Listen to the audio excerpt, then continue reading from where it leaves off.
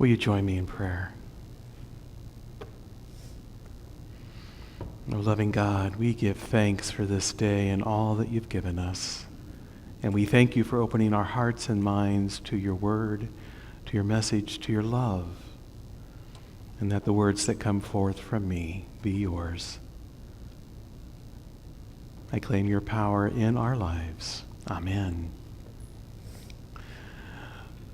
So, almost everywhere in Christendom, we are celebrating Advent. And for whatever reasons, in most churches around the country, we are celebrating the concept of joy, except at Unity, where they're celebrating the concept of love. And I'm still on joy, so the message is on joy. And whatever else you read, just know today's message is on joy. And boy, do I think we need it today. I want to share some quotes with you that others have said about joy. Hugh Sidley, the journalist, says, "A sense of humor is needed armor. Joy in one's heart and some laughter on one's lips is a sign that the person deep down has a pretty good grasp of life." And the Buddha says, "When the mind is pure, joy follows like a shadow that never leaves." It's a great meditative thought. And Henry Nouwen says, "Joy does not simply happen to us. We have to choose joy and keep choosing it every day." Now, we know that, don't we? And Marianne Williamson says, "Joy is what happens to us when we allow ourselves to recognize how good things really are." And things really are good. So we just sang Joy to the World a little bit earlier. This is the season of joy, and the expression of joy is everywhere around us. In Luke 2:10 it says, "And the angel said unto them," these are to the shepherds, "Fear not, for behold, I bring you good tidings of great joy, which shall be to all people." And we know that joy, metaphysically, is the happiness of God expressed through his perfect idea, man. Did you know that you were God's perfect idea? Did you realize that? Did you realize that you are an expression of God's joy? Joy and gladness are strength-giving, especially if the mind is fixed on the things of spirit. And our affirmation for this is, "The joy of the Lord is my strength." Would you repeat that with me? The joy of the Lord is my strength. And again, the joy of the Lord is my strength. And it's more powerful in threes. The joy of the Lord is my strength. And yes, it is.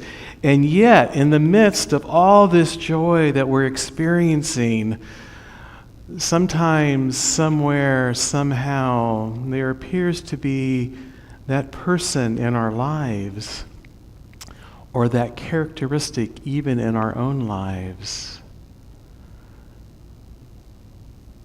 known as the Grinch. Anybody you know? Yeah, and you know the Grinch, well, his main source of unhappiness is our happiness. And it really gets to him when we're really happy. And sometimes we find ourselves around people who really dislike happy people. It really drives them nuts. So I've come up with a list of identification qualities that you might look for in other people who might be a Grinch, and or yourself, if you have any of these. And the first one is, the Grinch loves to burst bubbles and balloons. But if there's a soap bubble, he will burst it. And if there's a balloon, he will burst it. And if there's an expression of joy, you know the Grinch is going to burst it. And if there's any sense of happiness, the Grinch is going to be right there. The Grinch has to be right. Now, unfortunately, I can identify with that a little bit, so there's my Grinch coming through. But the Grinch always has to be right. And the Grinch is envious of others' good, their goodwill, and their good fortune. And the Grinch is envious of our prosperity, our health, our dazzling smile, our winning personality. The Grinch doesn't like that. The Grinch dislikes celebrations. In fact, I think dislike is sort of a mild term. The Grinch loathes celebrations. And we all know someone in our life who at one time or another was like, oh no, not me. I'm not going there. No matter how much revelry is around me, I am not going to rise to that occasion. And the Grinch has to be in control. Now, there are other more subtle forms of Grinchdom that I'd like to share with you. First one is the Grinch is suspicious of kindness. They're just too nice. Have you ever been around someone where you thought, oh my gosh, they're just too nice, or they're just too good? How can anybody really be that good? Or how can the offer really be that good? The Grinch leaves a small or no tip at all. And we know people like that, don't we? The Grinch bears ill will, especially to people he disagrees with, especially when you're on the other side of the fence from the Grinch. He bears you ill will. And the Grinch doesn't share anything, nothing, unless he's throwing it away, which you're welcome to it then. And the Grinch always has a criticism. No matter how yummy the meal is, how incredible the production, how lovely and delightful the company, how beautiful the day, the Grinch will criticize something in it. Now, we're kind of lucky. We're very blessed here at Unity. Oh, I got lost, excuse me. And why is the Grinch this way? You're probably asking yourself that. Well, somewhere along the way, the Grinch lost the meaning of Christmas. Never had it. Perhaps the Grinch was abused or traumatized, didn't have good role models or mentors, and maybe just their brains are wired differently, or just quite possibly they just don't know how. Well, it says in the book, the Grinch hated Christmas, the whole Christmas season. Now, please don't ask me why. No one quite knows the reason. It could be perhaps his shoes were too tight. It could be his head wasn't screwed on just right. But I think the most likely reason of all maybe have been that his heart was 2 sizes too small. But whatever the reason, his heart or his shoes, he stood there on Christmas Eve hating the Who's. Now, this is where I get to say, we are blessed. We know the potential and the possibility that exists in the Christ. We know that Jesus' birth ushered forth the being of the Christ, the Spirit of the Christ, and that Jesus came to teach every one of us that we ourselves are the Christ. And in that, as Eric Butterworth says, Christ is the God possibility in every person. We understand that we are the God possibility. We are walking forms of this possibility. It is what brings us our life. John 10:10 says, the thief comes only to steal and kill and destroy. But I came that you may have life and have it abundantly. The Who's knew this. These are the Whos who lived in Whoville. And we don't know how they know this. We don't know who brought the message to them.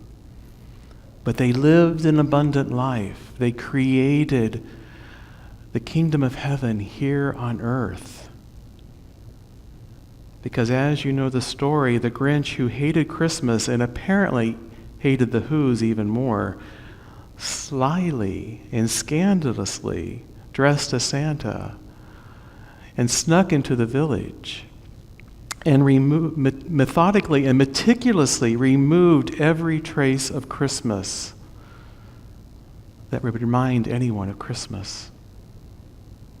And despite his outrageous and insulting act, Dr. Seuss says that the Grinch said, "Pooh-hoo to the Whos," he grinchily humming. They're finding out now that no Christmas is coming. They're just waking up. I know just what they'll do. Their mouth will hang open a minute or two. Then the Whos down in Whoville will cry, "Boo-hoo." That's a noise, grinned the Grinch, that I simply must hear.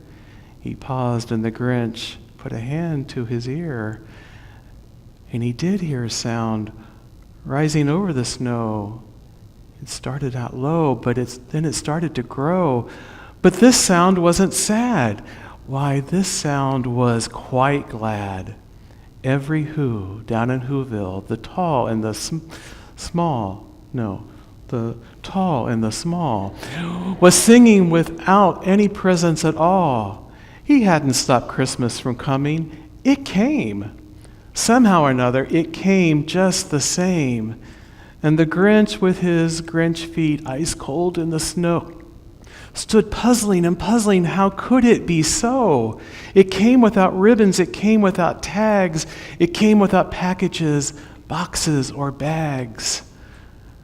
He puzzled till his puzzler was sore. Now I have to stop here for a moment. Haven't you experienced that? At least once every day, where you puzzled and your puzzler is sore? I know I have. Then the Grinch thought of something he hadn't before. Maybe Christmas, he thought, doesn't come from a store. Maybe Christmas, perhaps, means a little bit more. And what happened then? Well, in Whoville, they say that the Grinch's small heart grew 3 sizes that day. And then the true meaning of Christmas came through, and the Grinch found the strength of 10 Grinches plus 2. Now, metaphysically, we know that the heart means love, and that our loving consciousness pours forth with divine substance. And what that really means is that when our thoughts are loving, when our actions are loving, when our feelings are loving, we manifest divine substance. The manifestation falls in the same. We live a prosperous life. We live with health. We live with love and gratitude. We live in harmony with others. We live in community.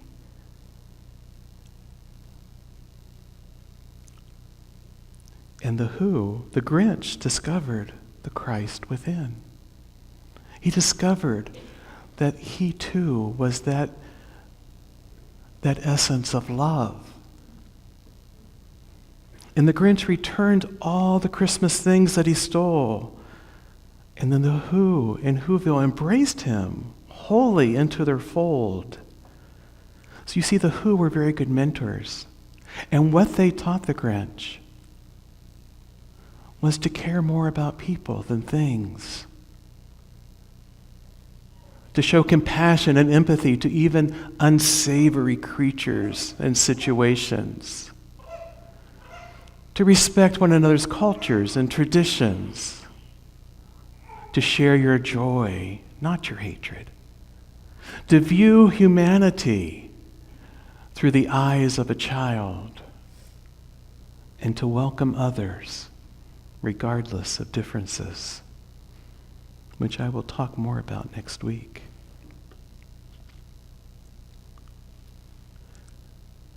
So the who brought Christmas, brought the Christ Spirit forward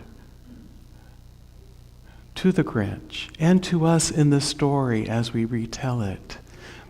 Because welcome Christmas, bring your cheer, cheer to all who's far and near. Christmas Day is in our grasp, and it always is.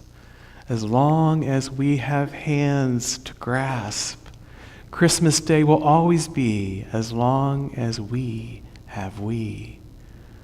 Welcome Christmas while we stand heart to heart and hand to hand. Will you join me in prayer?